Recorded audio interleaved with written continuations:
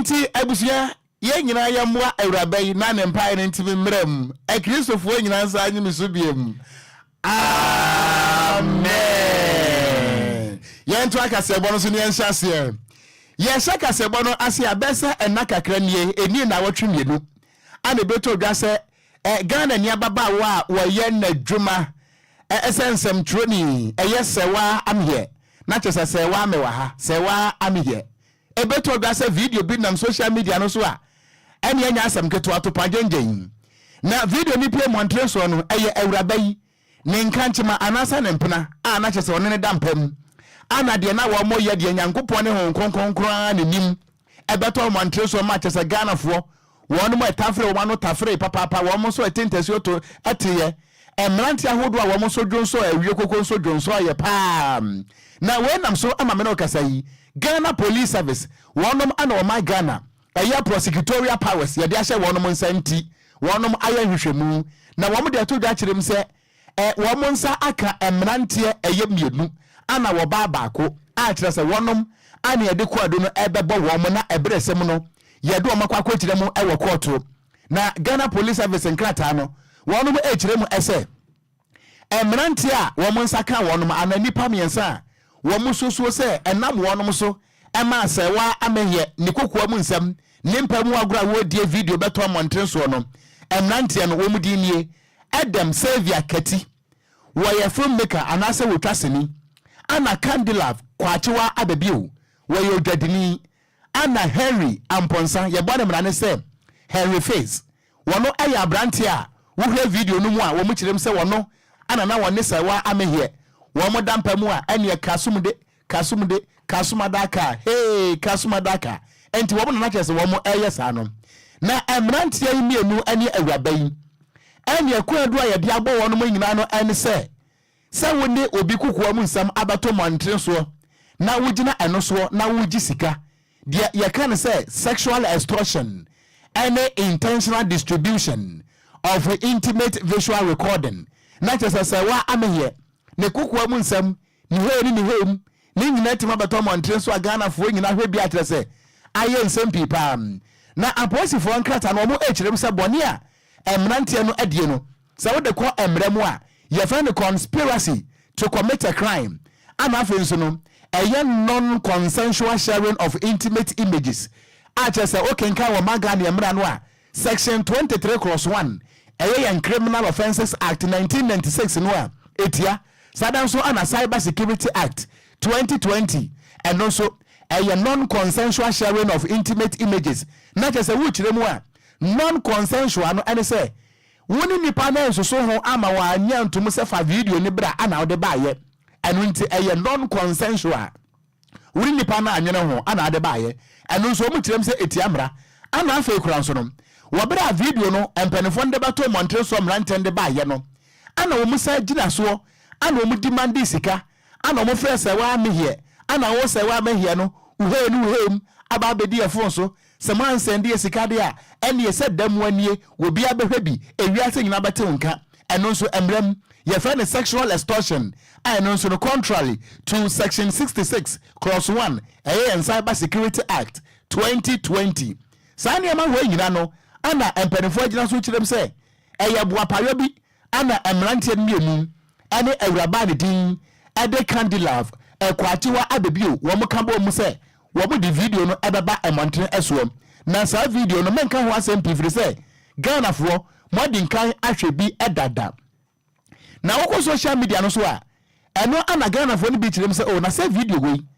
enye me ana baye wo mu twa no 2019 emfinhia no mnie ana sa empemu agron wo mu kodi ye sa abre no na eye Henry Faith ani din ade Henry Amponsa brantie no a wone se wa amehie koda ye no na onwade ye eno ti video we abada da kura na kirei ansa na video no ebeto emontre eso na na wo mu kirem a aposifo aye hwehwemu akirem se se wa amehie se wo ho ana akire se wonya akọ efiri wono ankasa ni makeup artist ho na ni makeup artist ni kirem se wo ho no mo ana call bi eye ono number efre wono se wa amehie ni makeup artist ni se ka kire se wa amehie se ni heri ni hem ni nude pictures ene aba bedi ye ho ene atopanjenje ya wobuo aba bedi ye ho enu nti no ansa na ye beja video na mana ko free no ene ye ka kire o madam say won send ye 5000 titini 50 million na sa wa me hie nso esanse waje dinti no na wo suro say bia da achenim guase beba ana wo mo send 50 million ekoma sa number no wo mo kirem say wo mo ho ana sa wa me hie no kire mu asa ka say wo ho no mu ana ko ofoforo sa ba yo no de ekọ say wa amehie no ankasa no ho eno say ba yo no wo mu demand 200,000 Ghana cedis tete no 200 million eno so say wa amehie kire say wo sa Sunday adekoi say say hana ko 250 million etimi se dan awurade nyankopon na no posifo kirem say wo bra wo mote sa asem no say wa amehie beye sa case no e wa posifo ho no wo mo ya hwehwemu wa no mko hu say number no a ye Sunday say sika ne si so no ana say number no a e frɛ say wa amehie na esa frɛ eye ni makeup artist no wo mo ko NIA ene MTF ho no na edi a e wo sa sim card no so no eye Adam Savior Kati ana kire say empanifo emra yi ekirem say wo mo ekirem say wo mo edi ekire ya hwehwemu a ekwo hu say abrante ne di ade Adam Kati no jowulu e ho no mo na wote enti wo mo ko yire no no mo san say hey abrante Adam Kati wonim say wa amehie e ho na abrante no hwe anim di a aso wa me come bad ana waka tira police for say eya me ankasa me same card ana me ankasa me Ghana card me di Adam Kati Savior no woso no me nam de register same card no na mo nyame na me use wo ana wodi ani mu kakran e ma ye kwachi Awuraba ne din ade candle of eya kire se wono so aka hu bie enti wo mu di mu ameno kasai Awuraba candle of kwatewa abebio wo wa posifo nsam ana eye Adam Kati Savior no so wa posifo nsam na mu mabrante a woto so miensa ade tin ade Henry face no de wo ka ho a video no mu na wo bia sawa amehia na taso a ene obeti ade kasum de hey kasum de hey kasum adaka no wono de omo hwe no aposifo kirem sa brante no wo tupia fa agyan wode ne dua abo anuamu a adua na pokese wode ne ho aka na so aposifo kirem sa de wayira woni ba bia wote na se wiase no se bio wudi hu mene kasa a wuti hu mini munka eno nti omo ka kire Ghana fo nyina se ba bia brante na kwakwohye bia no he wodi a programa wo meche no amemra atimi ade ne firi se Ghana ha wontimi ni obi nkonko dampem na bewi akire no wo mfa ne kokoa mu nsam e ma meto abonten wei aye enkrata me no kasa Ghana Police Service ade abetu dwa eno nti na sewa amehie ne nsansam no dia kwa akosie ane se ya chi nipa mienu na abrante no a na wo bia sewa taaso no sewa kwaku no fase nyamutre we mani abre pa me aso mani abre asamwe no a very long time ago story sas acho very long time ago story pa what am I say enti mame sewa me here pictures ni biem kofi mame biem na abusia ba Facebook no so a me wa fase sewa me here sister ne da ho no mamba ko no aka yenya abemu an so de ka ho a wahu mamba ko no hanu wo sheda hu sewa ne hips ni ye mamba ko no onye okwo bi wom da bia ha mi hu ni ye sede ne mfene ayetia na sede ne waste na hu ba ko na o yemba hye wasinse na betre wo hwe ba ko no awe na ni da ho ba ko fitela yi what the password at picture so ana se we bi wo mo fatoso enti abusia sewa amehie ene nimfo ni da so pa ye yawurade nyame nsa no ne ebi ani da ho pa o se nyankopon no ye ba de o se obo ma wo the ball aso anya na ball no ebi nso the state is lego anya na ball no nyankopon ye ba o ba we de nyame o sewa nsa no fe yawurade we mu se na e fata we champion tailor no we say nka champion tailor we say ni lem enye champion tailor sam hwan o para se me na ka ye no tu ska gumisi champion mo lai wo de kaka se nya na mo ba ko science we na ekoso no madwe ho amentem ho aseda wo ba bia e friend se wa beduro abrabom na krachi itumi fasema ni mretia bi ni reputations ahodo a wa build for so many years long time ago na the second topic panis ya nyamyanim nukreni me wura ho pa na ade aha me wo mu ni se nim de enti a ono ankasa se wa na ankasa no video ni nyanya bi hweye but wo manya bi ahwe na kiremu kire se ono ankasa na recording no ho na recording ho de amanfo o mankasa hwe bi ni ka ne kire se wa na ankasa na recording no eno de a speculation sa be de me metete no but answer the buy na Ghana for me pa cho mo Facebook we say wa na that's way ana unim say wa so the mra na ampafo bracketu na Ghana for na ana me say ye nya transia over our liar say yen kan kore ono ba bu fra da pen e wo yiri achi over my liar say bet me me tiri sa over your liar me oba de on to na ya de pama na on kan oje bone enti wo bukra de ewum so ba dada na wo kofo oba afufro ono oba afufro da pen e wo yiri achi over my liar say bet me tiri sa over your liar enti but we have video no a the above for the free so about is here you see ade no say me yenya lawyer for yes but we stand to be corrected were Indecent Exposure Act. Me Okogyeabour mtehai. Se mia me kwahye dem koye me kukuo mu video na sada me phone so a. Enyemra entiamra. Na mom se eliki ma third party. Ebeto abonten a etiamra. So na mi busa no ya bi ansa na ebewura studio se si ai no a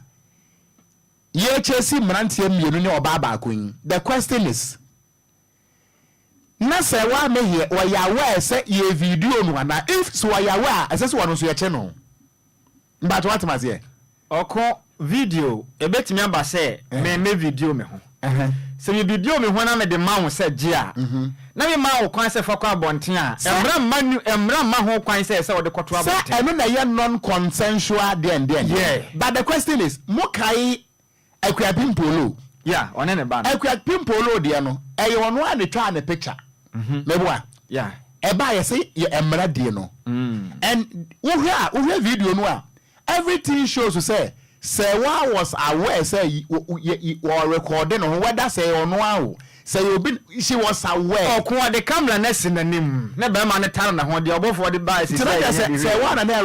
na record video no pe de ye hu ni sisi ni sa na te de a na yes ono na the camera na si ho e na record na ho so mo ji omani but one na nkwa kire se bibi se betimi abeto no but enipa bonfo but the abante na nyame anim no kredi me hu se enya de pa but ade ba ko en se police for ye nkire wo madwuma omo abeyo mo hwehwemu sa ne tie omo abeyo mo hwehwemu omo amomodi mo si a lawyer for no nso medam ne musa se eba ne se ya emra ne sesan eye de oliki ye nkwa na de o man ho kwa ma ye video no so ka ho are you getting the point Mateo point na se but me no se me na ma video me ho kwa me de amawo a until se me ma wo kwan se fa kɔ no wo de konkwan de a ejeda wo enti wo de mami musa se wa se bisa no pa mami musa se wa Henry Faith oko 2 minutes ana say 30 minutes mami musa wa ha until me go 2 rounds oko 1 bene ana so jene Eradi na day. Eradi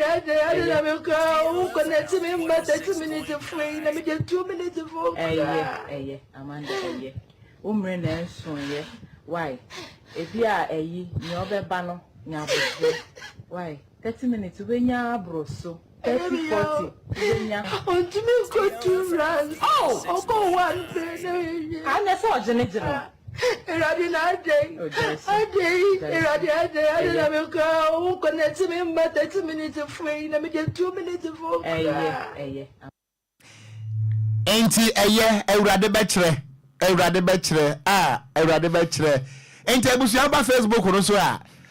say why nice woman Ewurade azaya mama our man wajo me to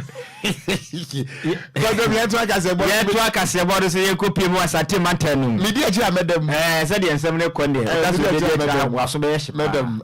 di e ma waso nyeshi say bitu aso ye kopie mu asante matanum na hono na si a enka betodwa e kire mu a abemu ono no ko SHS ewoya Adahoma Senior High School na abemu wadi mfia no mako edunwotwe 18 years pe na abemu wadi na yesi ameka say otafo eye eno no wasante matem me kire sekit court no ahye say abamu ne yemfa ne nkotomu emfia no maako tunum dientra na ne nyina ne say abamu na kwakoba krano pa na kwakoba asese amekete eye sekit court eno no wo otafo ahye so nkoda mu 15 years na judge ono metena konwa mu eye Festus Nukunu na obomaden atena asam no so na so Gabriel oye osei Kwame abofrai wadi mfie no eye maako du nwotwe no no ankasa ekọ eye chete ni dia ne dindi mat eye matredabo atema okọ ne nchen no okọ ya no na obo no homodin a ekọ fa knife ohu jack knife bi no de ko gina maame nzo maame se de ade na ere de mesra wa fo ekurawi eye infinite hot 9 manage ho papa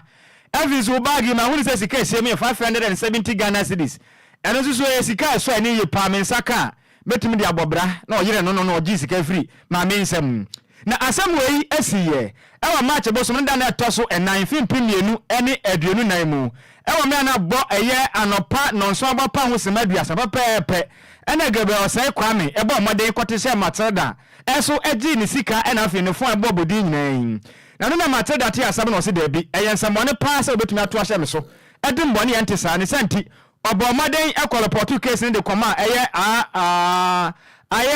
asaman so eye police station so omanje na san sam na esi no mmomode wewe mu no mu kwan befa so a omode gebe osai kwan befa so na no na court no ba omode ye wewe mu a so da bi ensam akoso na asambo ne sent mmomode ye wewe wonam ko hu se baga be mu a ye no kwakwa gya to mu e wo ye asaman so eye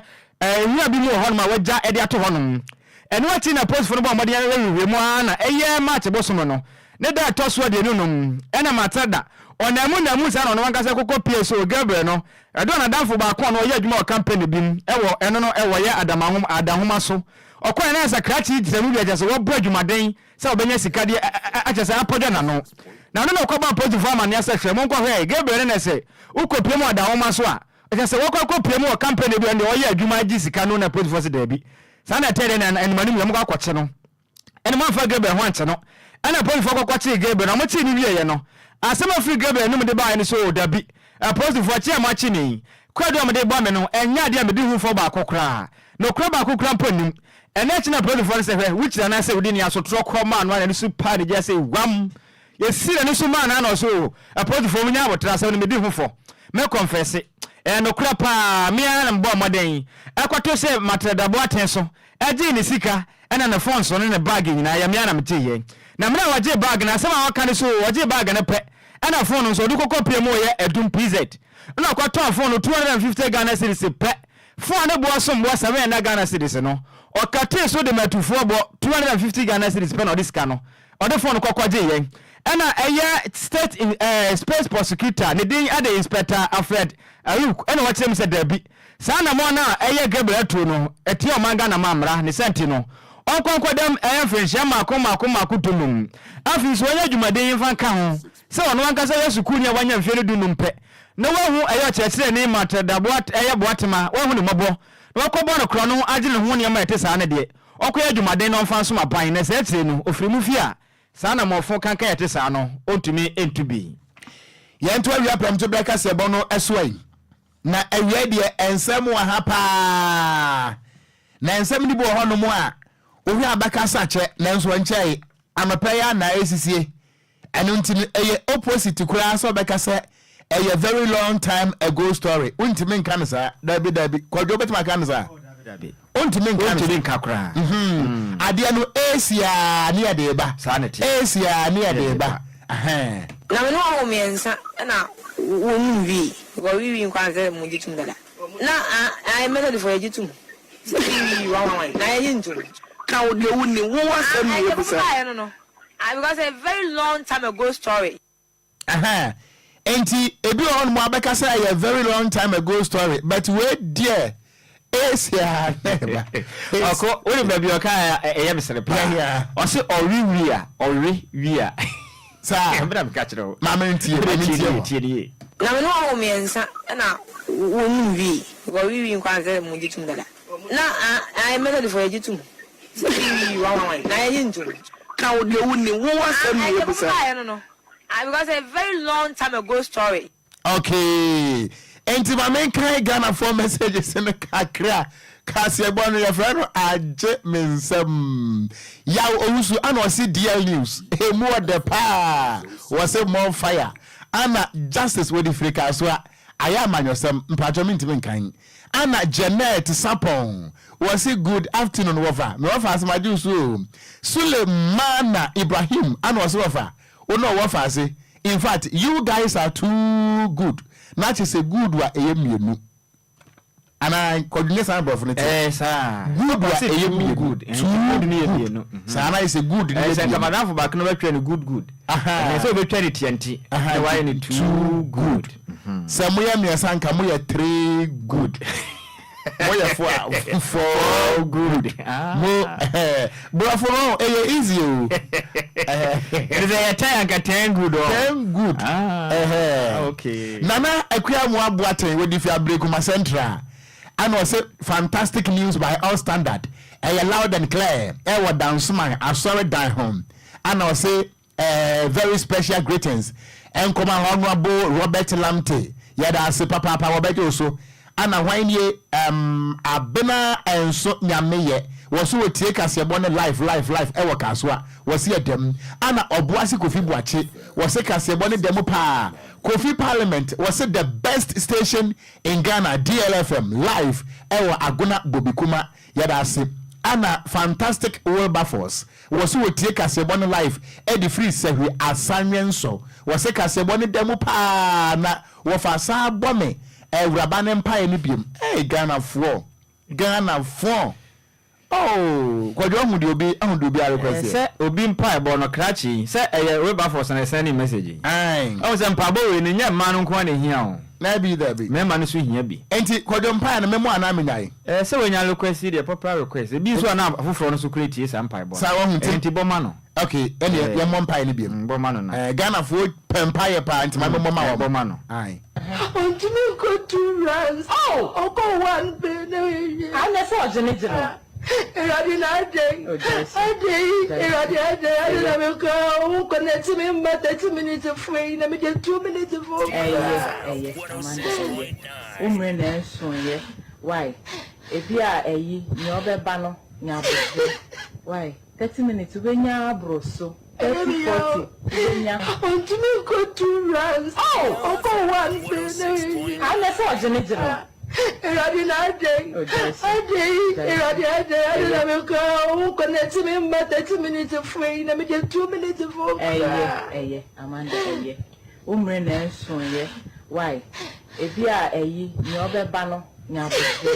why? 30 minutes when you are broso. 30, 40. Kwadwo Okona Amanda no madam for ba ku bi so Amanda sunye or this or the Amanda was sunyan na me ni ma je pon me fere bisa no ye hwehwemu because eni na ba ye na Amanda where you can some forensic investigation na maintenance o say mema ba ni nyina ye 2 minutes for na mema na so mo ba to aso pa o baby empire baby am dan say you or say mema ba ni nyina ehonu na menti ase no me yamano man try Kasebono it's official. It's official. DLFM 106.9. Yentu Kasebono eswe ye body awram e Ghana ye mra shebedwafie Parliament House. Na NDC emrahye bedwafo no wo makom ho abom ye frɛ wonom minority caucus ensem a omode aba abonten abusua emunsam atisa kwasua Japan nwom se tiemie ye beba abam se koko aigua paso ni nyina no ene se Ghana abrante a wono so wo ye nsam twadwuma na ne de no esumase no ye no wo ye investigative journalist eye Manase Azuri wono ana Fort Estate wodano na wono mu yehwehwemu akese a na wo mu ade hunsunso anso no abetu dwase bem na ehwehwemu a Fort Estate Manase Azuri woni ni team wono mu aye fiti 2019 abepum 2020 busua don so se wokra batan ho wi ni nyina no ene se wo mo ye investigation no ewo eye Ghana eye scholarship secretariat ho na nsam wa pie nyansam ketewa wo de din kan wo mo de abeto dwa kyerem se sa Ghana scholarship secretariat no nanka eyasoya ya de abase o ahiafo ma a wo munimu ade nanso ni sika ni fienti yemo sa foto no nto ho nanka yemfa mo ahiafo eye brilliant but needy students a wo mo Ghana no se enya sa no mo ye o na mom wo mo je bribe a na wo mo di sika no ama wo mo a wo mo wo sika so ho anko mbetima hwe o ma wo school no wo no mo ade sa de scholarship no ema wo no nansan se mo hwe se beto odakura se kan chairman edema NPP Freddy Blay neba ekrampo yamane scholarship ene empanifo ahuduo ni bia yesuso se we budie o wo sika anka wo mo betima hwe o ma nanso ye scholarship foi wo mo je bribe ansana yama wo mo scholarship ninti no de koye ene se efiti 2019 no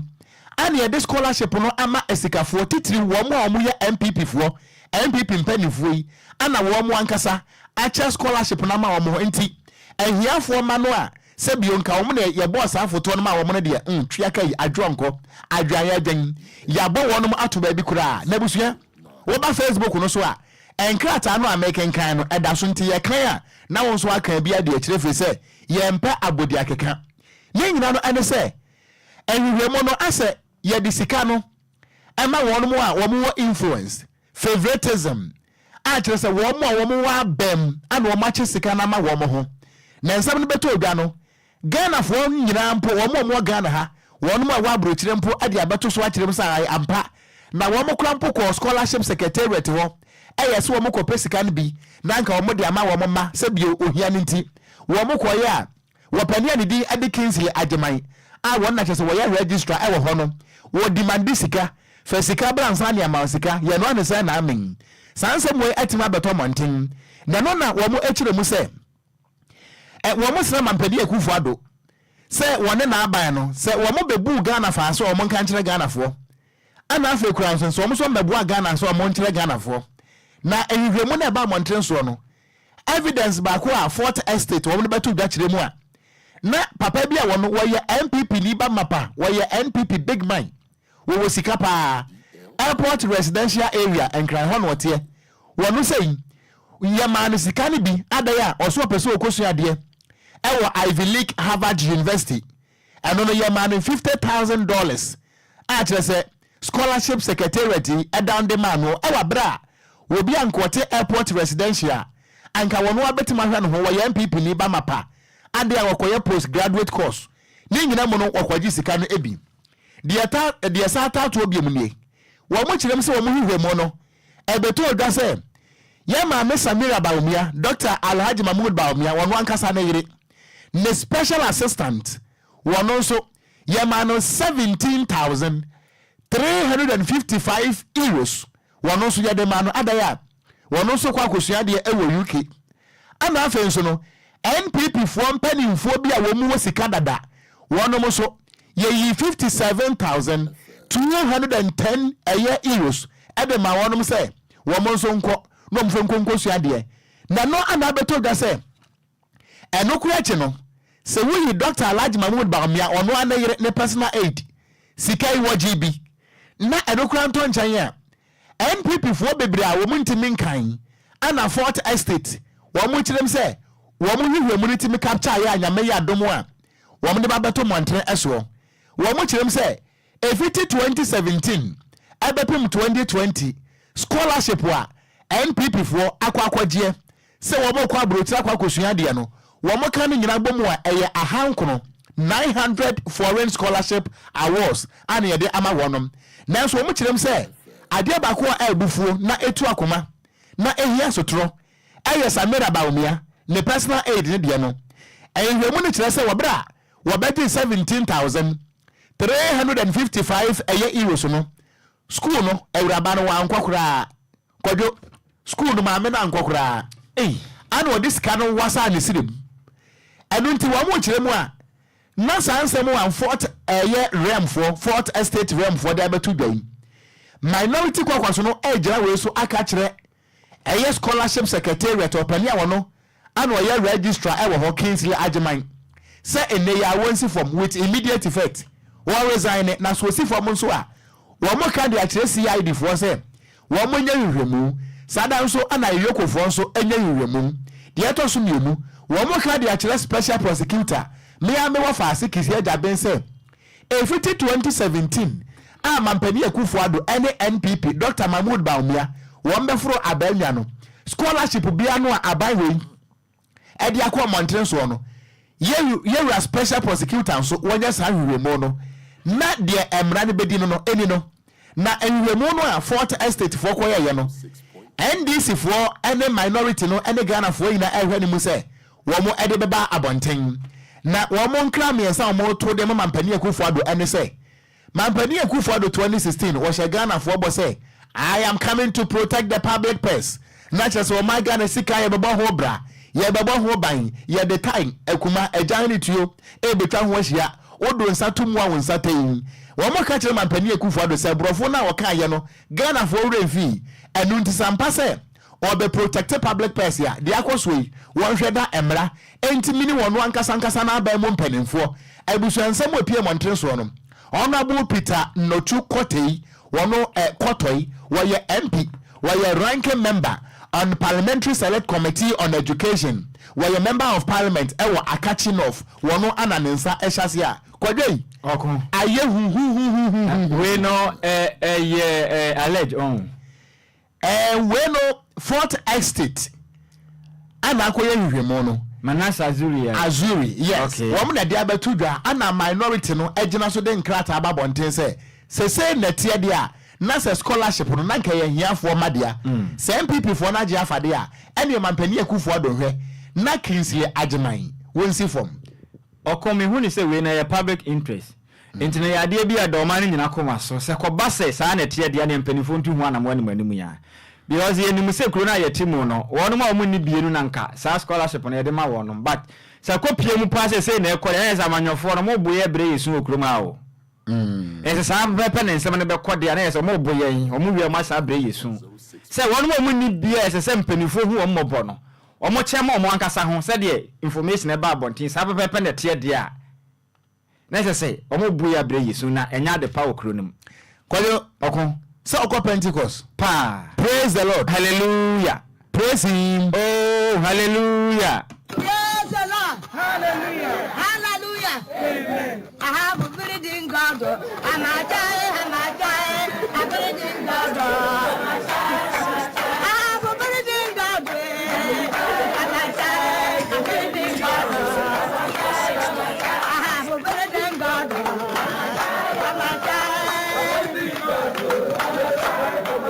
I believe in God. enti the SCA ni nyina no Ghana for we have a validating God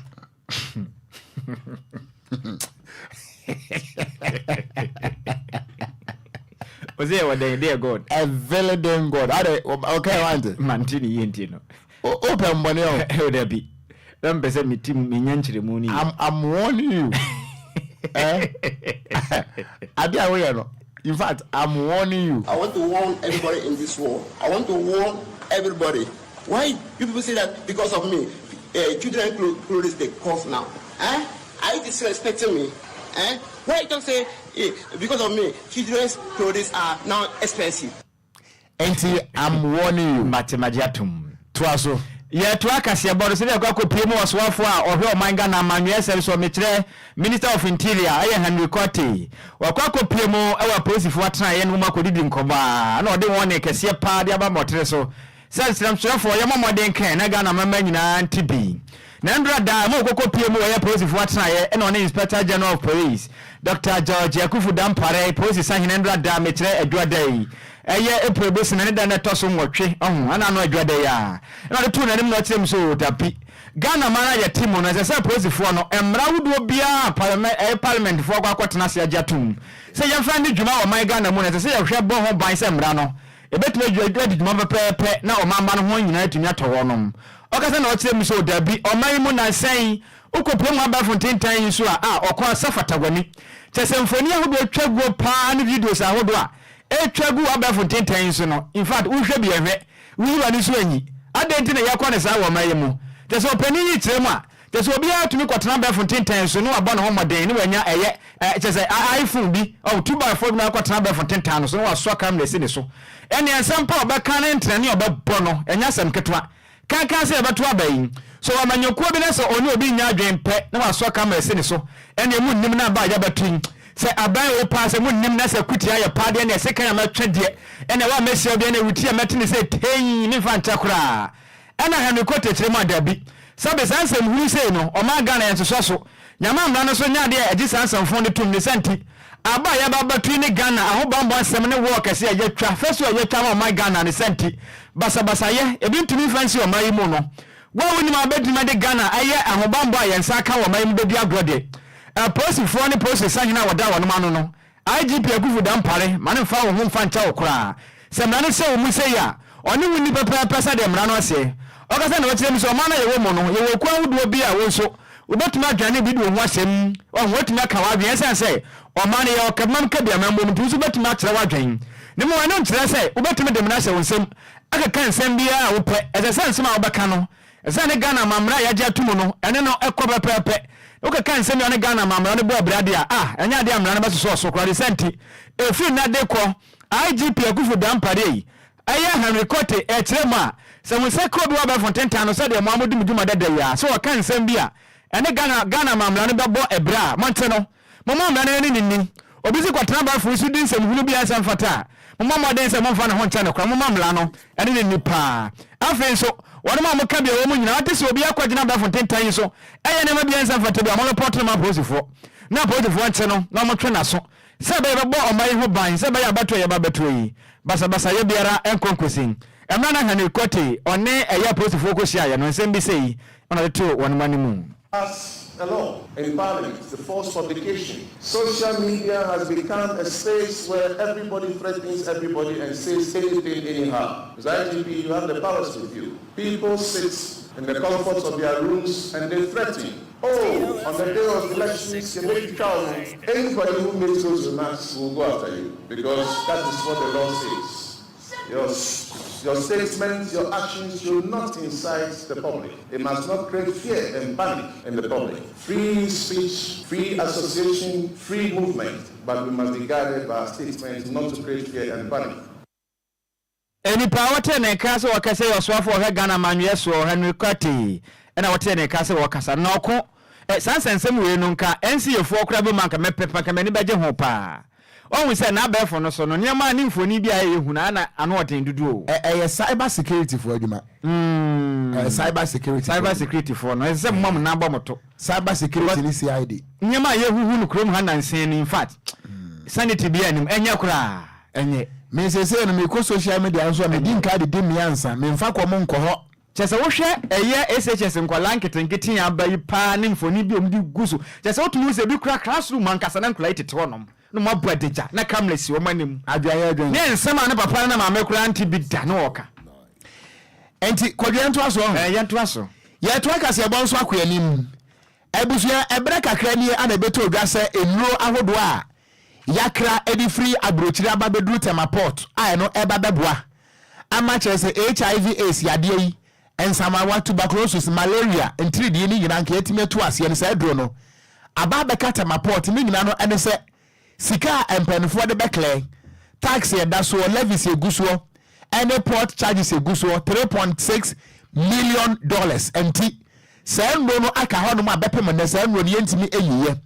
na sa ndo no so ayekra de ba ye no efiti afi etwa mu no 2023 ana yakra aye $40 million ye de akra dro no aba bedru ho nanso adro no agu ho no akwa ata apeso ni a Ghana for nso ewuo we enam so ema civil society organizations a wonom eba apomdi a womdi hu ntintiman na womo edimo enkomode to dwa kirem se de ekoso no ehi enu ntisabai we anya na adwene se wo bekle enro no adiaba ama bedru monte so Ghana for anya bianom na se we wuo enfa Ghana for enkonsia do de a womo so ema bai we 10 days pe wo meti atua a kire Ghana ban na enro ahodo no amene okasa yi aba bekata maport wa aban empese obema kwan ama yakre no ebi aye antiretroviral drugs I don't know HIV AIDS patient no womo ananom sada nso ana tuberculosis medication wono mo a wombon samawa ana aye artemisinin based combination therapy and also eka ho ye no ye dey treat malaria ana insecticide treated net and no mosquitoes near there. Yade esi anokwan. Rapid diagnostic test kits and also eka home. Anagen a pet cartridge and also eka home. One of them says I did when you know abeka port wa. Ekwa besa fini abaye mpese. Obema kwa ama port of one agum ama yetime ye. And into much them say ma buy 10 days. So one claim no ama na se Ghana for because we wudia. Ene na ko wa ni ko wa demonstration pa. Woman the better at our buying. What brand penny for any some trophy in common. A monthsome year. Records nature say, good one expire 2025, which is next year. But here, how can the parent say, ye new conditions under which these commodities have been stored over the last 1 year. We say these are very delicate commodities. And it's the one stored at the right temperature. Even though paper nature say expire 2025, so one stored at the right temperature, it will be no essay. The conditions under which these commodities have been stored. On paper, no, I didn't expire 2025, and so see are stored here in Google to me say. I did wait a hundred pa, and until ye, me wada, one more woman near Bracia Sosono, and no much them sad in Yakra in Ru, $40 million. I be good Tamaport. Na empanifode etwa kese atoso nti adroni yentimi ye na ban we what ho ye dan eno achi ana convener e de ema coalition of civil society organization network Ernest Otson one also aden some trofo edin komo na wabra one also kasa no emunsem enie and the global fund ekra indro edemano yen sa indro ye ken esum bo over $40 million na nyetini say afibia no mo send indro a no mo diskaka kraka ho say betumi dis aska no eji indro no na afi nkwa de last year ba ye no aban say ye port charges any levies akosoro into global fund first can be enka ho na global fund so say wo mo hihye mu no omo ntuato essence indro no mo de chakwa omo de ma free nti omo hu de nti a say omo san tuato efa so essence asika na ye nya ntua ye nti no indro no aka habo na meka say so indro ya shorty our hospital. Enti anyway ayete ye no convener ede Emma Civil Society Organization Network Ernest Otson ano kasa ye na eno achi no ana civil society organizations no members ni be so je bre ede DL kasa bodi nkomo wo mu chirim se ha den se nipa egu aya asabia ewu na aban ayire ebo so e watermaport ma enura ye de Ghana sika na akwa $40 million ni nyina gu hono mo a epro o mo kire se ha den pa. My colleagues have already said it, how painful it is for us to see or to think that the leadership of our country does not care about us, that people from outside would buy the needed medication, the needed equipment, commodities to help Ghanaians, and the things have arrived at the port and are seated there. The microphone yarea omuntimi nkwaduma and so see economy so you yanti asiesa senior ade no nsun transport no sanity entina yenia bra ya fremo ha. If you look at malaria, Africa has the highest burden of malaria. If you look at TB, Africa has the highest burden of TB. If you look at HIV, Africa has the highest burden of all these diseases. Now, countries help us to own our own health. Why should we leave, more importantly, the commodities at the port? Enti eni ayeti ye aye members awonom ana civil society organizations in health womo ebuafu chirem said ye kwaso watermaport na time papa eno ntempanifo ntu ho na mo eno na wote ye no ye gina we so ada ye ho eni tete be say 20 seconds apaka GH atena say na afi won fa go pramaso nsam ento aso ye ba sisi a the Yale News.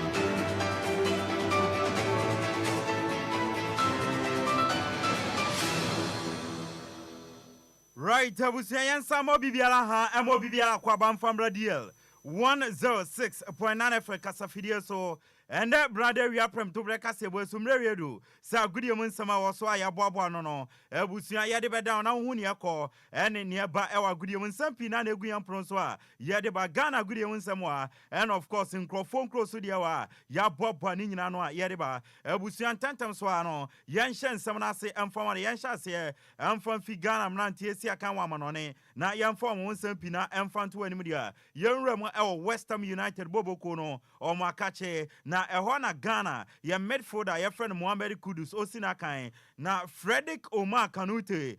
legendary player de mo ma ye friend Mali Sanson na West Ham United boboko no wasia kan dia ma mo pen na wakasa for Mohamed Kudus ho o se more mo since Mohamed Kudus efi boboko ye friend Ayas ebe piemu West Ham no da na di no ni numbers na odema no enya nwanwa say African Footballer of the Year no Mohamed Kudus ebe tumi aje o se uye no nso sincha Mohamed Kudus no or all the qualities are man ye a very good player enti se Mohamed Kudus eje African Footballer of the Year na enya ne nwanwa we ne nsama Frederick Omar Kanute aka area for Mohamed Kudus wa ye de atu anim na ende uram Germany bobo kwa FM Freiburg omakache na medimani ache ehọ na Ghana ye midfielder ye friend Daniel Kofi Ayechre esina kanabrante o player che onya anterior cruciate ligament emane kwotren cheche nyame ncha de abrante no wabanso back wa start training enche bia no obesi agopramane so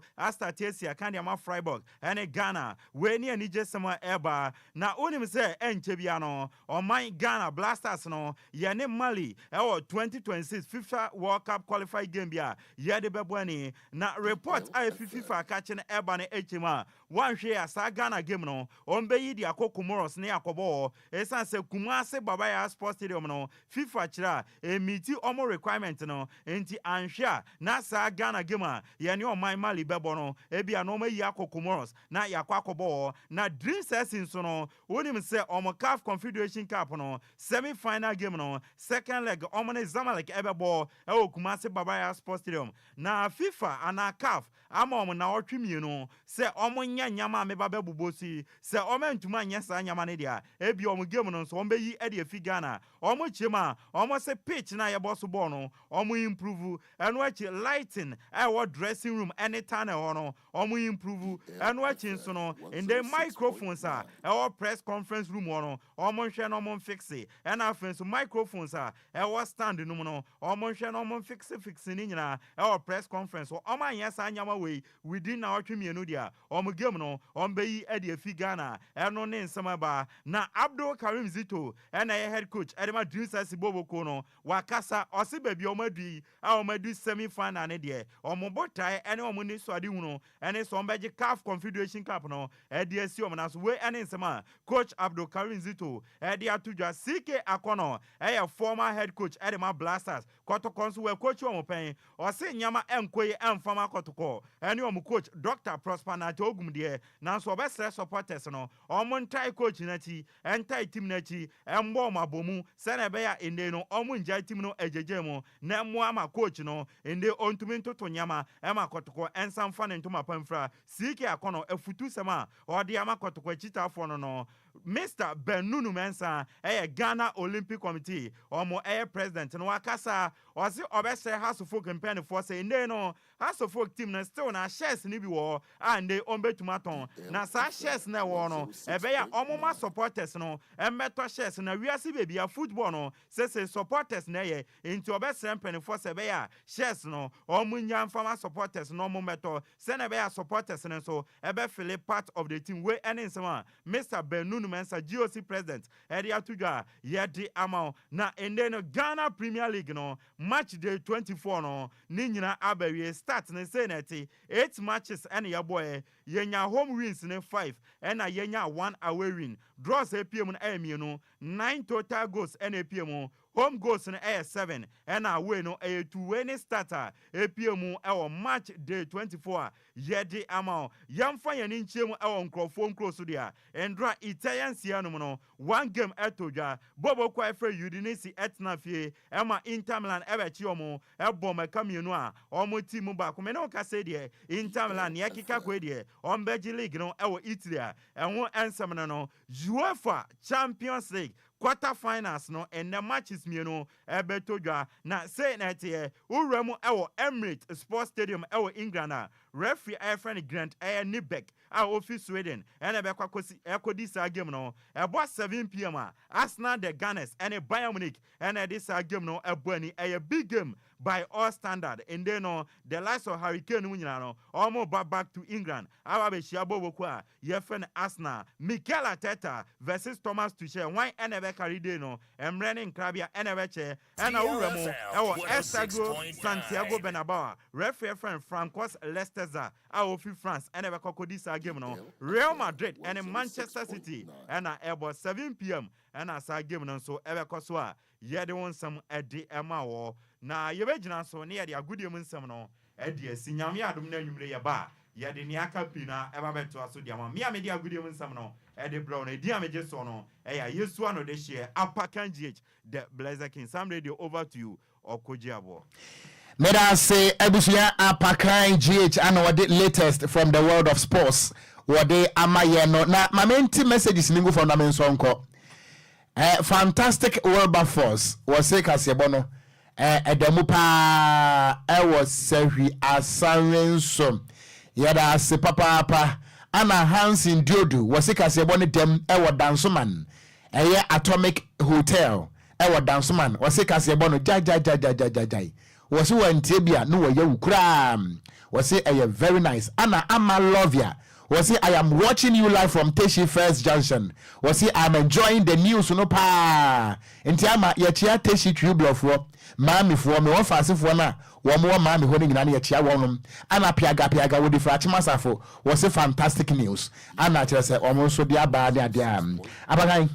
oku area mesrewa manya de we awan hwa mebra bebo me. Yeah. Wife birthday titela mesrewa what the beto so amame na Mebra Bosheba. Okay. Your friend Bosheba Nyanseni or one song on for DLFM India. Bosheba Nyanseni. Yes. Okay. Bosheba Nyanseni or one song on for DLFM India. And then a wife, your friend Nanama Asari Greece. Or your fashion design. Nanama Asari Greece. Yes. I see. DLFM 106.9. Or singing video so enriching a happy birthday. Or muti one song more. That's right. Bosheba Nyanseni wife. Nana Masari Grace in their birthday. That's right. DLFM 106.9.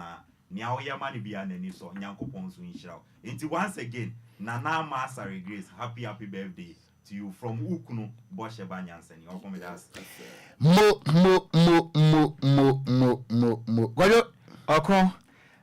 Birthday wish be becoming some Srewedi, yen fentwe misima pena. Yen sore so na we every haja sweetness wo ono no ye adwuma ewo wontimi 95.9 FM so na fin so movement ye TV na odi abase happy birthday kese pa enko enfama honabo alhaji Isa Vanguard ono no yeningo pampram ko pimo honoma NDC ono na ye constituency chairman honom enti honabo ye haji sweetness o say we ye na de nyina ne papa ne wofa wo kura ya se gina wo ma na busua pani enti said ya ono ne te na wo do no fa no koso ade kura ne musa na wa wo da kese enti se Nyankopon ma ensu panyina bi entongu so no nya wo kese pa we every haji sweetness o ye adwuma wo wontumi radio na fin so movement TV. Okay. Enti ene na busha ye gina we so na kasebo ne abuluko mu ya so a nana adwa se okay akire mu hema enkomodie mu hema she's up next. Kofi Taylor de ko Facebook no so akra Nhyiraba akenkan fo so ye mienu edia meje so Grand Star Card ya meeting kura woko Okogyeabour Ocran Nhyiraba Kwadwo Sammy B. DL Hour with Nana Adwa Silke is up next. Stay tuned. DL News.